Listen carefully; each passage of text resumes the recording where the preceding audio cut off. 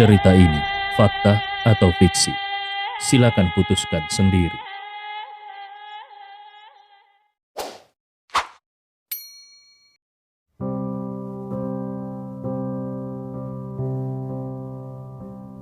Bab 76. Membunuh semua orang di sekte Kingman? Su Dingfeng hanya tersenyum. Sementara itu semua anak buah sekte Kingman tertawa. Tertawa dengan sangat keras.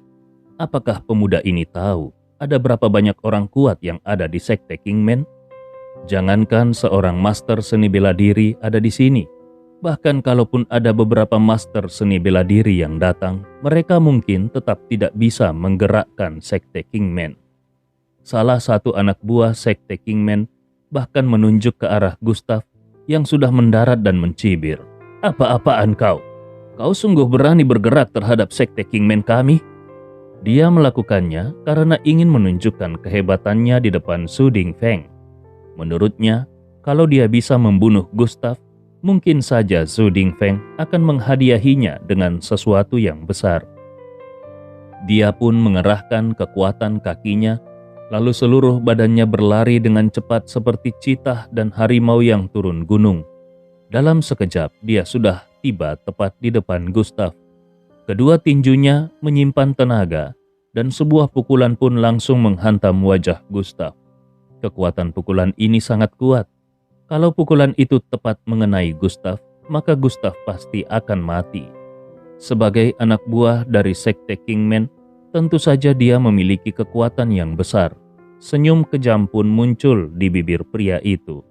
Dia suka membunuh dan suka melihat orang lain mati tak berdaya di tangannya. Namun pada saat tinjunya hendak menyentuh Gustav, Gustav langsung bergerak. Dengan tatapan mata yang dingin, Gustav sedikit memiringkan badannya sehingga tinju itu lewat begitu saja. Pada saat yang sama, Gustav melangkah keluar dengan kaki kirinya.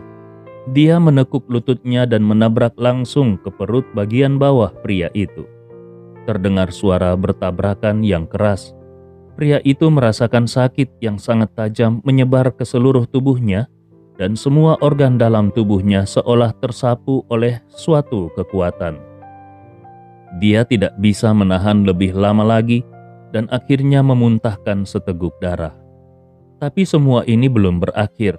Gustav mengulurkan tangannya dan langsung meraih tubuh pria itu, dan di detik berikutnya dia menghantamkan tubuh pria itu ke arah para anak buah sekte Kingman yang ada di sekitar Bai Libing.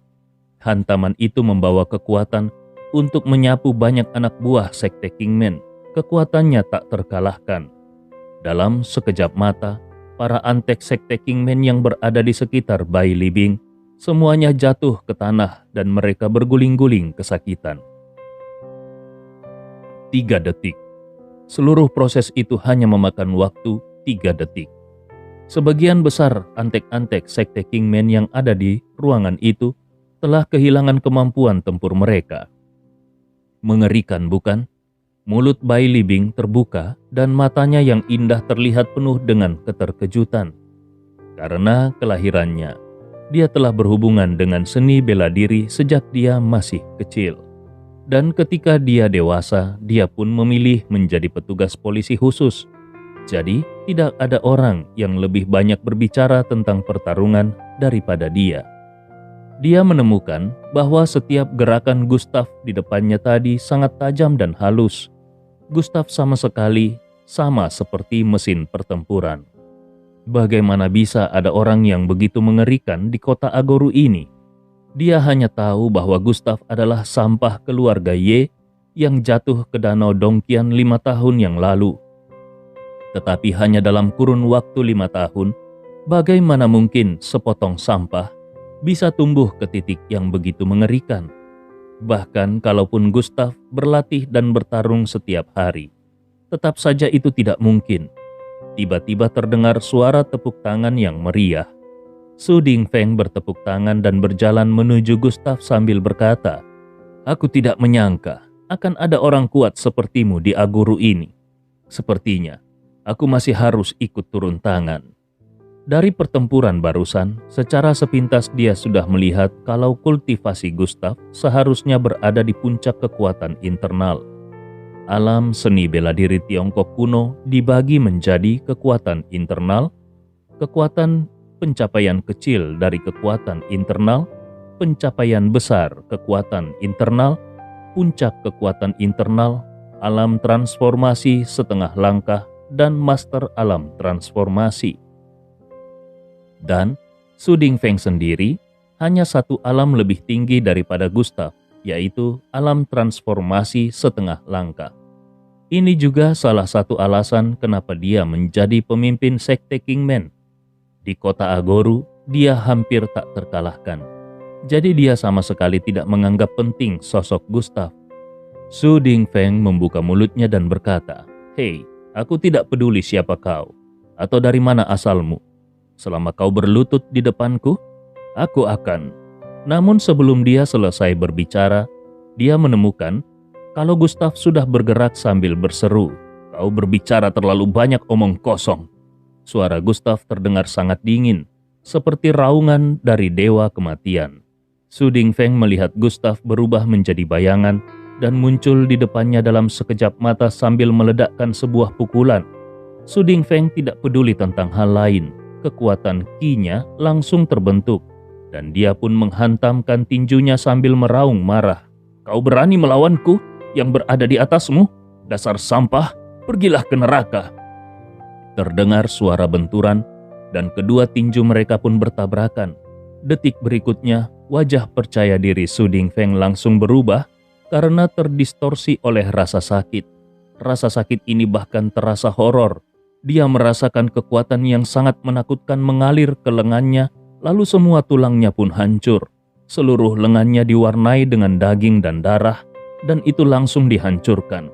Su Dingfeng berseru ketakutan, Kau bukan di puncak kekuatan internal. Kau adalah seorang Grandmaster.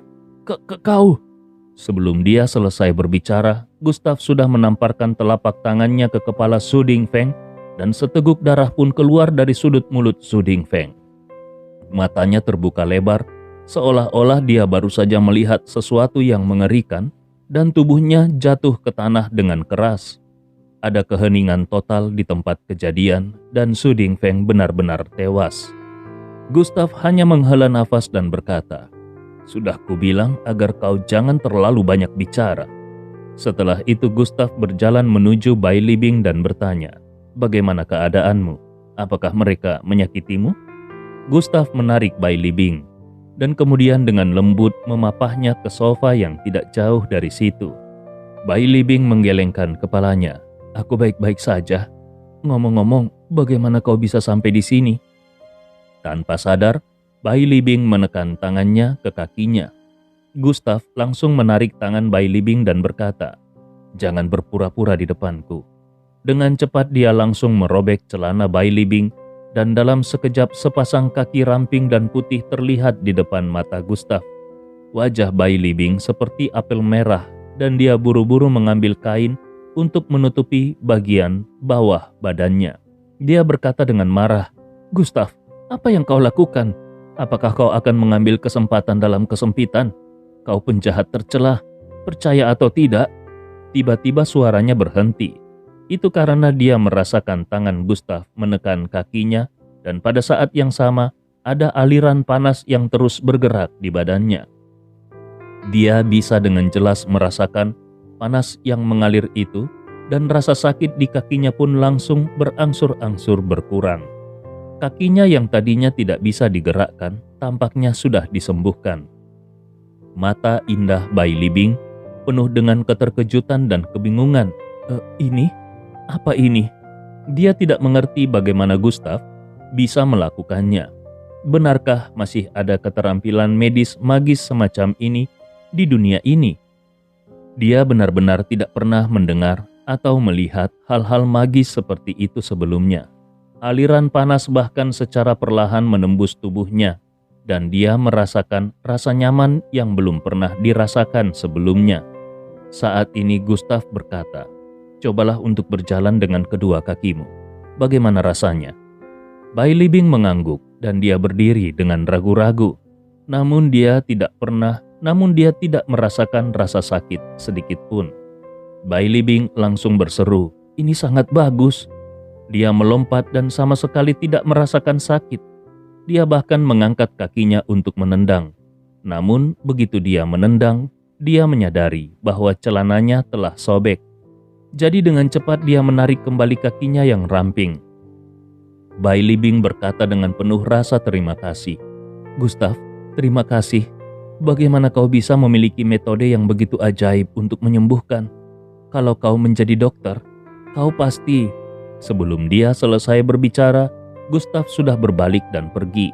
Bai Libing berseru memanggilnya, "Gustav, kau mau kemana?" Langkah kaki Gustav berhenti. Namun tanpa melihat ke belakang dia berkata, "Aku sudah berkata kalau aku ingin menyelesaikan orang-orang dari sekte Kingman. Jangan mengikutiku, karena aku tidak akan menyelamatkanmu untuk kedua kalinya. Dan juga, ponsel ini kuberikan untukmu. Seharusnya ini ada hubungannya dengan sekte Kingman." Gustav mengeluarkan ponsel dari sakunya. Ponsel itu dia dapatkan dari orang-orang dari negara M. Isinya pasti akan berguna bagi Departemen Kepolisian Kota Agoru.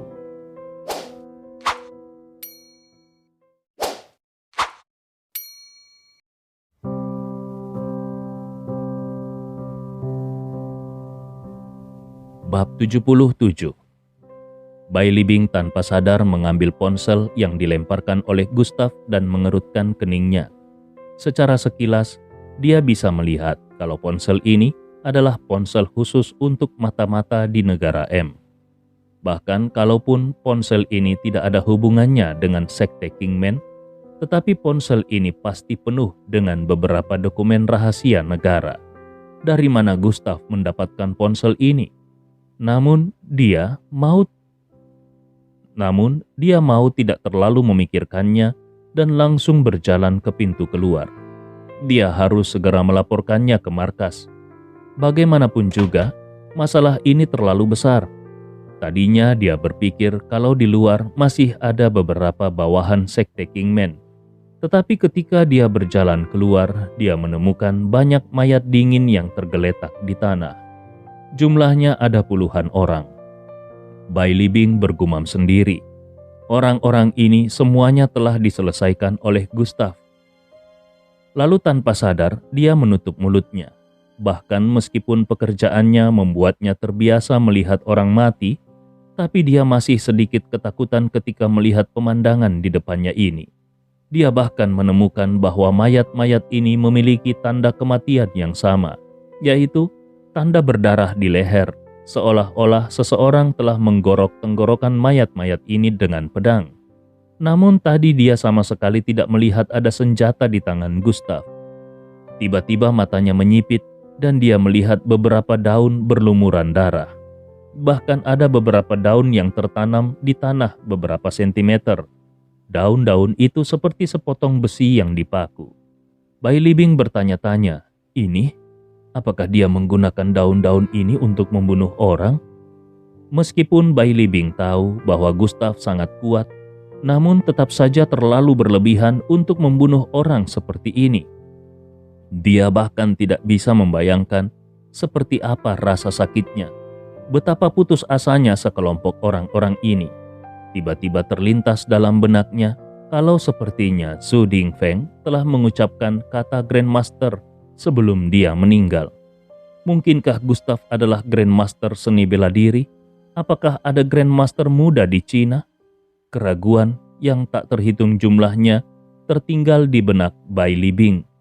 Dia melihat dalam-dalam ke pabrik yang ditinggalkan dan kemudian berjalan cepat menuju ke tempat mobilnya disembunyikan. Dia tahu bahwa Gustav mungkin benar-benar akan membunuh semua orang di sekte Kingman hari ini. Pada saat yang sama, Gustav membawa tubuh Su Difeng bersamanya agar dia bisa melewati identifikasi lift dan kemudian langsung turun ke lantai 3. Menurut informasi dari Ye Lingtian, markas sekte Kingman yang sebenarnya ada di lantai 3, dan itu merupakan keberadaan yang tersembunyi. Pintu lift pun terbuka. ada beberapa pria kuat yang menjaga Sekte Kingman di pintu masuk lift. Mereka baru saja ingin menyapa Su Dingfeng. Namun kemudian mereka menemukan kalau tubuh Su Dingfeng langsung jatuh ke pintu. Ekspresi wajah orang-orang itu langsung berubah, dan saat mereka ingin menekan walkie-talkie di pinggang mereka, sepasang tangan besar langsung terulur dari dalam lift. Dengan keras, tangan besar itu langsung memutar lengan dari salah satu pria penjaga itu, dan bahkan melingkarkan lengannya di lehernya, lalu terdengar bunyi klik.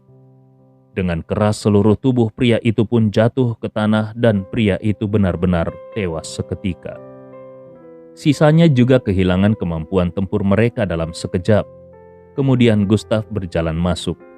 Kemanapun dia pergi, dia bisa dengan mudah membunuh. Beberapa bawahan Sekte Kingman yang ada di pinggiran tidak memiliki kekuatan sama sekali. Paling maksimal mereka hanya memiliki kekuatan internal yang terlalu jauh jaraknya bila dibandingkan dengan Su Dingfeng. Awalnya Gustav tidak ingin membunuh antek-antek ini. Tetapi ketika dia mendengar pembicaraan dari orang-orang ini di mana semuanya adalah tentang pemerkosaan, pembunuhan, perampasan, dan kejahatan lainnya, dia pun berubah pikiran. Gustav tahu kalau dia bukan orang baik dan dia juga tidak ingin menjadi pahlawan. Tetapi dia tidak akan mempertahankan orang-orang yang membuatnya merasa kesal. Ini adalah prinsipnya.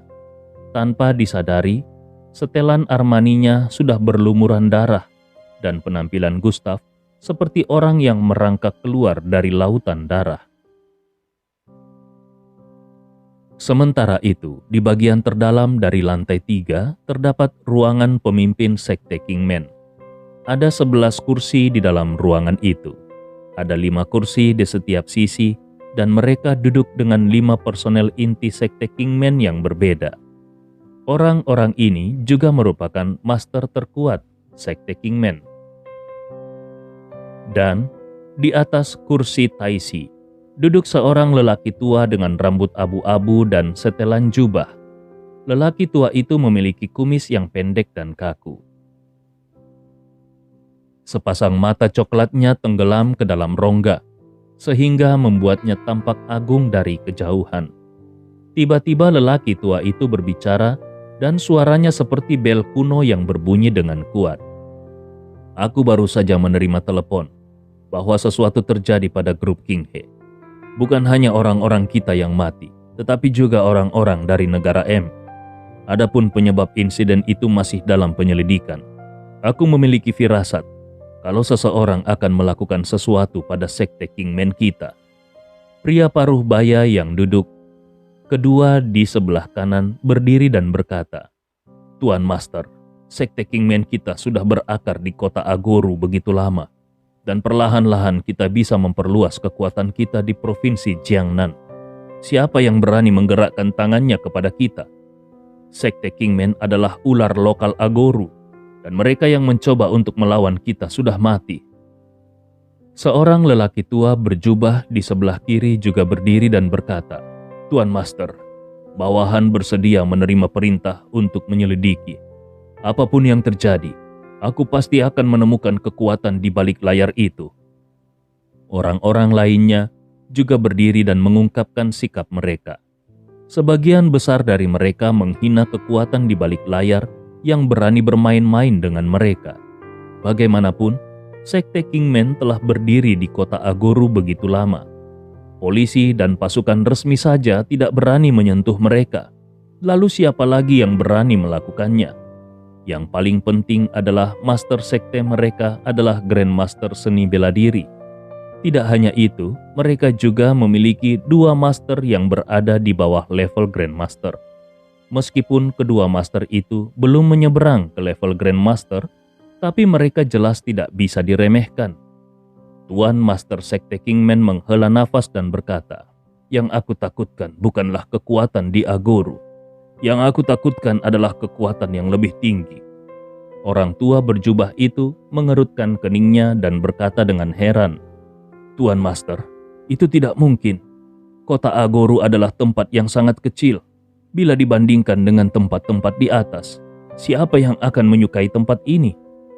Beberapa master sekte Kingman lainnya juga ingin mengungkapkan pendapat mereka, tetapi Tuan Master Sekte Kingman membuat gerakan diam. Setelah ragu-ragu untuk waktu yang lama, Tuan Master berkata, "Aku tidak takut pada pasukan lainnya. Aku hanya takut pada satu orang, dan itu adalah Ye Lingtian, Raja Nanjiang." Mendengar nama ini, semua orang langsung terdiam. Semua orang tahu apa arti kata-kata ini. Raja Nanjiang telah mengendalikan pasukan bawah tanah di seluruh provinsi Jiangnan dan bahkan terus-menerus memperluas kekuatannya ke ibu kota. Kalau raksasa seperti itu menargetkan mereka, mereka bahkan tidak akan memenuhi syarat untuk hidup. Tetapi apakah itu mungkin? Bagaimana Raja Nanjiang bisa melihat tempat sekecil kota Agoru? Semua orang di provinsi Jiangnan tahu bahwa visi Raja Nanjiang bukan di provinsi Jiangnan ataupun di ibu kota, tetapi di seluruh Tiongkok. Pria legendaris ini ingin mengendalikan situasi di Tiongkok dan mengendalikan segalanya. Salah satu dari para master yang ada berkata, "Tuan Master, kurasa kau terlalu banyak berpikir. Alasan kenapa kau berpikir demikian seharusnya karena Raja Nanjiang datang ke kota Agoru beberapa hari yang lalu. Sejauh yang aku tahu, Raja Nanjiang hanya datang untuk bertemu dengan ketua klub Yunhao. Bagaimanapun juga, ketua klub Yunhao adalah bawahannya." Master Sekte Kingman mengangguk sambil berpikir. "Kuharap begitu." Lalu dia memikirkan sesuatu dan berkata, "Apa yang terjadi dengan kumpulan obat-obatan palsu itu? Orang-orang di Asia Tenggara itu seharusnya sudah siap." Salah satu master yang ada kembali berkata, "Tuan Master, yakinlah, semuanya sudah siap di sana. Yang kita butuhkan hanyalah angin timur.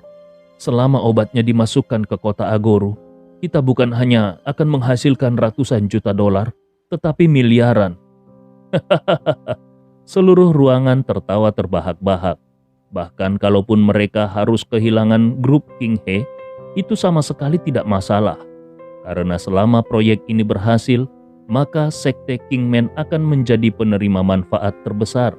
Sedangkan untuk grup King He, mereka tidak mempedulikannya.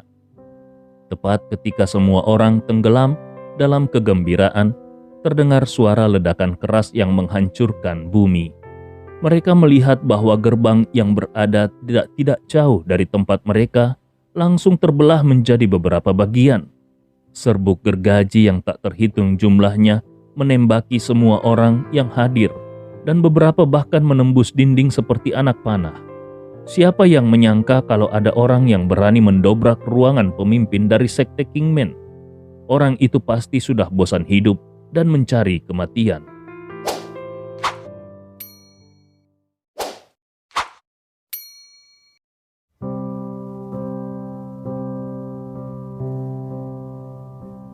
Bab 78. Seluruh ruangan menjadi hancur berantakan dan semua yang ada di dalam ruangan melihat ke arah pintu sambil berkata dengan marah, "Siapa yang berani mencari kematian di sini? Kenapa penjaga yang ada di luar tidak menghentikannya? Aku akan melihat siapa yang berani mendobrak ruangan pemimpin Sekte Kingman." Pada saat ini, sesosok tubuh secara bertahap muncul dari serbuk gergaji dan debu yang tak terhitung jumlahnya. Ketika mereka melihat sosok itu dengan jelas, semua orang yang hadir langsung tercengang. Sosok ini cukup untuk menjadi mimpi buruk seumur hidup mereka. Sosok itu adalah seorang pemuda yang dingin dan sombong dalam setelan jas. Sosok itu adalah Gustav. Jas yang digunakan Gustav itu berlumuran dengan darah, seolah-olah dia baru saja diangkat dari lautan darah. Gustav memegang mayat berdarah di tangannya, dan dengan sedikit jentikan, dia melemparkan mayat yang ada di tangannya tepat di depan semua orang. Mayat yang dilemparkan itu adalah anggota inti senior dari Sekte Kingman. Dia adalah kekuatan harmonisasi setengah langkah. Tetapi sekarang dia sudah mati. Suara malas keluar dari mulut Gustav. "Orang-orang yang tersisa dari Sekte Kingman seharusnya ada di sini, bukan?" Kemudian Gustav mengeluarkan sebatang rokok dari sakunya dan menyalakannya secara perlahan. Anehnya tidak ada bekas darah di tangannya. Setelah membunuh begitu banyak orang, bagaimana mungkin tangannya tidak meneteskan darah? Kemudian, selangkah demi selangkah, Gustav berjalan ke arah mereka. Langkah-langkahnya terasa ringan, tapi seluruh dunia sepertinya mengikuti jejak Gustav. Pada saat ini, mata semua orang sudah tidak menatap Gustav lagi, tetapi melihat ke belakangnya. Mereka melihat ada banyak mayat yang tergeletak di luar pintu. Pemandangan di luar sama kacaunya dengan situasi di dalam. Tidak ada satupun penjaga yang berdiri. Semua antek-antek sekte Kingman sudah dimusnahkan. Satu orang bisa membunuh semua orang yang ada di sekte Kingman? Apakah pemuda ini adalah monster? Aura kematian menyebar ke seluruh ruangan, dan untuk sesaat tidak ada satupun dari mereka yang berani berbicara. Setelah beberapa saat, langkah kaki Gustav berhenti. Kemudian salah satu orang terkuat dari sekte Kingman bergegas maju ke depan. Pisau pendek yang ada di pinggangnya berputar, dan kemudian dia mencoba menebas leher Gustav dengan semburan energi. Tebasan pisau itu hanya berarti kematian. Suara samar Gustav tiba-tiba terdengar. Siapa yang memberimu kepercayaan diri untuk melakukan ini? Dan di detik berikutnya, tubuh Gustav mundur selangkah. Lalu dia mengulurkan tangannya dan langsung memegang pergelangan tangan lawan. Master sekte Kingman itu jelas bukan master biasa. Dia menyentakkan kakinya di lantai dan kemudian tubuhnya berputar 90 derajat. Lalu dia menendang bahu Gustav dengan tendangan di udara sambil berkata, "Siapapun yang berani masuk tanpa izin ke sekte Kingman-ku pasti akan mati." Tendangan itu memiliki kekuatan yang sangat besar. Setelah diluncurkan, dia yakin kalau tendangannya itu akan bisa melumpuhkan Gustav. Namun sudut mulut Gustav membentuk lengkungan saat tangannya yang lain terulur dan dia langsung meraih pergelangan kaki pihak lain. Dalam sekejap, tendangan yang sangat kuat itu berhenti di tangan Gustav. Ekspresi wajah Master Sekte Kingman langsung berubah, dan kilatan kengerian pun terlihat di pupil matanya. Dia sangat terkejut. Tendangan pemotong awannya benar-benar dihentikan oleh pihak lain. Tapi bagaimana bisa? Saat dia tidak bisa berbuat apa-apa saking terkejutnya, tiba-tiba Gustav sudah mengerahkan kekuatannya dan membanting master itu ke lantai. Pada saat yang sama, Gustav juga mengangkat tinggi kakinya dan tiba-tiba dia menyentakkannya ke bawah. Begitu kakinya mendarat, master dari sekte Kingman itu langsung memuntahkan seteguk darah dari mulutnya dan pingsan. Pada saat ini, seluruh ruangan terdiam. Bahkan suara napas pun tidak terdengar. Semua master sekte Kingman yang tersisa melebarkan mata mereka. Mereka berdiri di tempat mereka seperti patung. Berani membunuh orang di depan mereka. Betapa gilanya anak ini. Tuan master dari sekte Kingman tiba-tiba berdiri. Matanya yang keruh meledak dengan niat membunuh yang kuat. Sekte Kingman sudah didirikan selama 10 tahun lebih. Siapa yang berani membunuh di depannya? Tidak ada. Suara dingin dari Tuan Master Sekte Kingman terdengar seperti guntur yang menggelinding. "Nak, tidakkah tindakanmu ini terlalu berlebihan? Sekte Kingman tidak memiliki keluhan denganmu. Lalu kenapa kau malah bertindak begitu kejam?" Mendengar nada dingin dalam perkataan Tuan Master ini, beberapa Master Sekte Kingman yang tersisa juga sudah bersiap menyerang. Selama Tuan Master mereka ini mengucapkan sepatah kata saja, mereka akan segera bergerak untuk membunuh Gustav. Gustav menghabiskan rokok di mulutnya. "Berlebihan katamu? Dengan obat palsu di tanganmu dan para wanita serta anak-anak yang sudah mati itu? Bukankah justru kaulah yang berlebihan?" Tuan Master Sekte Kingman menggelengkan kepalanya tanpa daya.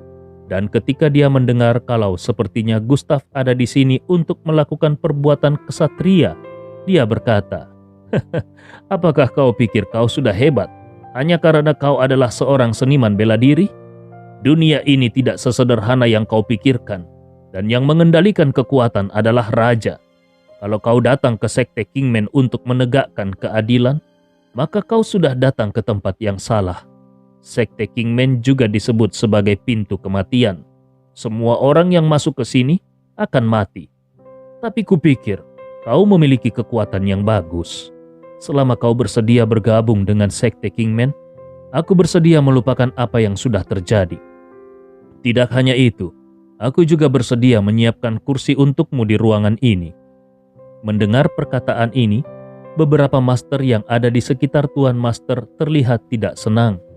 Tuan Master berencana untuk merekrut Gustav dan bahkan bersedia memberikan Gustav posisi penting kalau dia mau bergabung. Padahal, posisi yang ditawarkan Tuan Master kepada Gustav adalah posisi yang mereka perjuangkan selama 10 tahun dengan darah dan keringat. Bagaimana mungkin Gustav bisa mendapatkannya begitu saja? Beberapa master itu pun mulai berbicara. Tuan Master, orang itu memiliki niat membunuh, bukan? Benar, Tuan. Menerima anak itu sama saja dengan memelihara harimau yang akan menerkam kita di kemudian hari. Tetapi Tuan Master langsung memelototi mereka dan mereka pun tidak berani berbicara lagi. Tuan Master secara alami memiliki pertimbangannya sendiri. Dia sudah merasakan kultivasi Gustav dan tahu kalau Gustav sangat mungkin berada di ranah Grandmaster. Kalau Sekte Kingman memiliki satu Grandmaster lagi, maka benar-benar akan ada peluang bagi Sekte Kingman untuk memasuki provinsi Jiangnan. Kehilangan beberapa ratus orang Kingman hari ini tidak sepenting mendapatkan satu Grandmaster lagi. Pada saat ini semua mata terfokus pada Gustav dan menunggu jawabannya. Namun mereka sama sekali tidak menyangka kalau Gustav akan menolak. Gustav memandang penguasa Sekte Kingman dan berkata dengan ringan, "Kau ingin aku bergabung dengan Sekte Kingman? Kau tidak pantas mendapatkanku. Setelah hari ini, tidak akan ada lagi Sekte Kingman di Agoru." Gustav berbicara dengan sangat arogan. Ketika kata-kata itu diucapkan, Gustav bergerak dan tubuhnya langsung terbebas dari Tuan Master Sekte Kingman. Itu adalah seni bela diri ringan yang disebut keputusan tubuh hantu Changlong, yang bisa meningkatkan kecepatan orang secara ekstrim. Bahkan para master biasa sama sekali tidak akan bisa menyentuh lengan baju para master seperti itu. Gustav tidak berani menganggap enteng Tuan Master Sekte Kingman. Meskipun latihan yang dia kembangkan sangat mendominasi dan kekuatannya juga jauh melampaui Grandmaster seni bela diri, tapi masih sedikit berbahaya baginya kalau Tuan Master Sekte Kingman bersatu dengan para master lainnya. Dia harus membunuh orang-orang ini sekaligus dan tidak memberi mereka kesempatan untuk bersatu. Dalam sekejap, Gustav sudah muncul di depan salah satu master Sekte Kingman dan ki sejatinya membungkus seluruh lengannya, lalu dia pun menghancurkan master itu dengan pukulan. Master itu langsung terlempar keluar dan terhempas ke dinding. Dalam sekejap dia langsung kehilangan nyawanya. Pada saat yang sama, Gustav sudah datang lagi ke depan master Sekte Kingman lainnya dan dengan satu langkah tubuhnya melompat. Lalu kaki kanannya membawa ki sejati yang bergulir dan menebas ke arah master ini dengan kekuatan yang besar. Kemanapun Gustav pergi, terjadi kekacauan. Kepala beberapa master Sekte Kingman bahkan menegang dan dipotong olehnya. Ini sangat mengejutkan. Bau darah yang kental meluap ke seluruh ruangan dan membuat jantung orang menjadi berdebar-debar. Semenit kemudian, hanya tersisa 2 orang yang masih tetap berdiri di ruangan itu. Kedua orang itu adalah Gustav dan Tuan Master Sekte Kingman.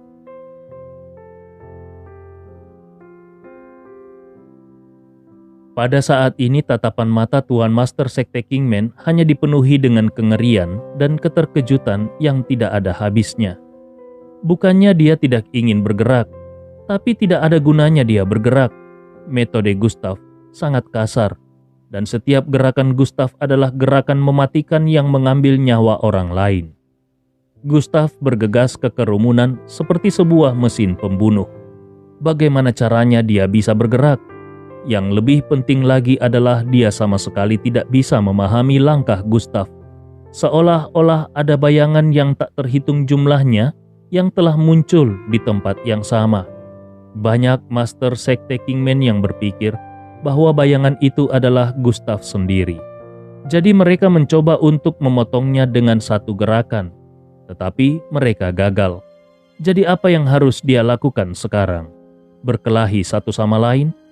Memang mudah untuk mengatakannya. Tapi kalau dia benar-benar bertarung dengan Gustav, maka dengan kekejaman Gustav, dia pasti tidak akan bisa menahan lebih dari 3 gerakan. Tuan Master Sekte Kingman mundur beberapa langkah dan terduduk di kursinya sambil bertanya dengan ketakutan. "Kau? Siapa kau sebenarnya?" Gustav menatapnya dengan dingin dan menjawab dengan suara dingin juga. "Aku adalah Gustav, dari keluarga Ye di kota Agoru."